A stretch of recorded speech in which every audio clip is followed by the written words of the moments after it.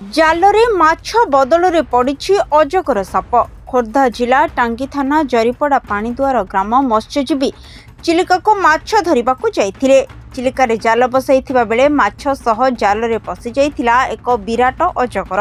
ଏନେଇ ଟାଙ୍ଗୀ ବନ ବିଭାଗକୁ ଖବର ଦିଆଯାଇଥିଲା। ଖବର ପାଇ ଘଟଣାସ୍ଥଳରେ ବନ ବିଭାଗ କର୍ମଚାରୀ ପହଞ୍ଚି ଅଜଗର ସାପକୁ ଅତି ସତର୍କତାର ସହିତ ଉଦ୍ଧାର କରି ଜଙ୍ଗଲରେ ଛାଡ଼ିଥିଲେ। ଅଜଗରର ଲମ୍ବ ପ୍ରାୟ 8 ଫୁଟ ହେବ ବୋଲି ସୂଚନା ମିଳିଛି। ଅଜଗର ବନ୍ୟା ଜଳରେ ଚିଲିକାକୁ ପଳାଇ ଆସିଥିବା ସନ୍ଦେହ କରାଯାଉଛି। ଯାଇଥିଲୁ ମାଛ ଧରିବାକୁ। ଆମେ ହେଉଛୁ ମତ୍ସ୍ୟଜୀବୀ ଲୋକ। ମାଛ ଧରିବାକୁ ଯାଇଥିଲୁ। ଗଲା ଆସକୁ ପଞ୍ଜିରେ ଗୋଟେ 5-6 ଫୁଟରେ ଗୋଟେ ସାପଟେ ପଡ଼ିଛି। କି ସାପ ବୋଲି ଆମେ ଜାଣିନୁ, କିନ୍ତୁ ସେ 5-7 କିଲୋ ଖଣ୍ଡେ ଭିତରେ ହବ ସାପଟେ। ଆଉ ଗଲା ଆସିକୁ ସାପଟେ ପୁରାରେ ପଶିଲେ। କୋଉ ଜାଗାରେ ସେ ସାପଟା ପଡ଼ିଲା? ସେଇଟା ଚିଲିକା ବାହାର ପଟେ, ସେ ସାପ ନଳ ବାହାର ପଟେ ସାପଟା ପଡ଼ିଥିଲା ଆମ ଜାଲରେ ପଡ଼ିଲା ପରେ ଆମେ ଭୟଭୀତ ହେଲୁ। ଆମେ 3-4 ଜଣ ଯାଇଥିଲୁ। ଆମେ କହିଲୁ ଆମେ ସାପଟାକୁ ବାଡ଼େଇବାନି, ଆଉ ଆମେ ନେଇଯିବା ସାପଟାକୁ ଜେଟି ଠେଇକି ପାଣିଦୁଆର ଜେଟି ଠେଇକି ନେଇଯିବୁ।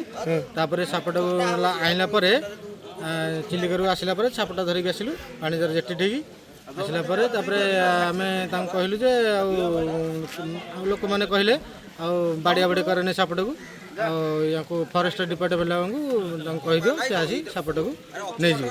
ଆମେ ସେଇଠୁ ତାଙ୍କୁ ଫୋନ୍ କଣ୍ଟାକ୍ଟ କଲୁ। ସେ ଆସି ସାପଟାକୁ ନେଇକି ଉଦ୍ଧାର କରିକି ଗଲେ। ଖୋର୍ଦ୍ଧା ଜିଲ୍ଲା ଟାଙ୍ଗୀରୁ ସୂର୍ଯ୍ୟକାନ୍ତ ସାହୁଙ୍କ ରିପୋର୍ଟ, ସରକାର ନ୍ୟୁଜ୍।